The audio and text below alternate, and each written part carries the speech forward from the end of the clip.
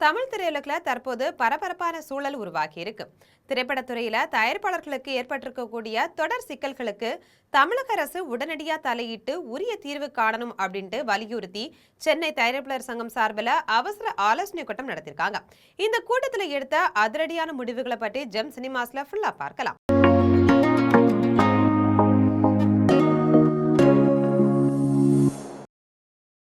சென்னை தயாரிப்பாளர் சங்கம் சார்பில் நடந்த அவசர ஆலோசனை கூட்டத்தில் எடுக்கப்பட்ட மிக முக்கிய முடிவு என்ன அப்படின்னா, வரக்கூடிய செப்டம்பர் 1ஆம் தேதியில இருந்து புதிய தமிழ் திரைப்படங்களை திரையரங்குகள்ல வெளியிட போறது கிடையாது அப்படின்னு, அதே மாதிரி புதிய திரைப்படங்களுடைய படப்பிடிப்புகளையும் நடத்த போறது கிடையாது அப்படின்னு தயாரிப்பாளர் சங்கம் அதிரடியா அறிவிச்சிருக்காங்க.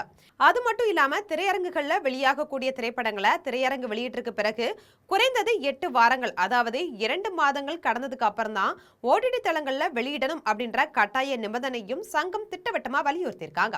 திரையரங்கு வெளியீட்டுக்கும் ஓடிடி வெளியீட்டுக்கும் இடையிலான கால இடைவெளி குறித்து தயாரிப்பாளர்களும் திரையரங்கு உரிமையாளர்களும் தொடர்ந்து விவாதித்து வரக்கூடிய சூழல்ல இந்த அறிவிப்பு தமிழ் திரையுலகில் பெரும் திருப்பத்தையே ஏற்படுத்தி இருக்கு.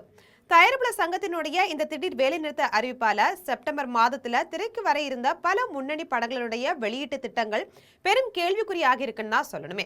குறிப்பா துல்கர் சல்மானுடைய ஐயாம் கேம், ஜிவி பிரகாஷ் குமாருடைய இம்மோர்டல், சூரியனுடைய மண்டாடி, அருள்நதீன் அவர்களுடைய டிமாண்டிக் காலனி 3, கார்த்தியினுடைய சர்தார் 2 மற்றும் நானி அவர்களுடைய த பாரடைஸ் அப்படின்ட்டு நிறைய எதிர்பார்க்கப்பட்ட திரைப்படங்கள் திரையரங்கு வெளியீடுகள்ல நேரடி தடையோ அல்லது மாற்றங்களோ ஏற்படும் சூழல் உருவாகி இருக்கு. திரைப்படத்துறையினருடைய இந்த ஸ்ட்ரைக் முடிவால செப்டம்பர் மாத பாக்ஸ் ஆபீஸ் நிலவரம் முழுமையா மாறுவது மட்டும் இல்லாம தயாரிப்பாளர் சங்கத்தினுடைய கோரிக்கைக்கு தமிழக அரசு மற்றும் திரையரங்கு உரிமையாளர்கள் தரப்புல என்ன மாதிரியான தீர்வு எட்ட போகுது அப்படின்ற எதிர்பார்ப்பு சினிமா வட்டாரத்திலையும் ரசிகர்களிடையும் பலத்த வரவேற்பையும் விவாதத்தையும் ஏற்படுத்தி இருக்கு.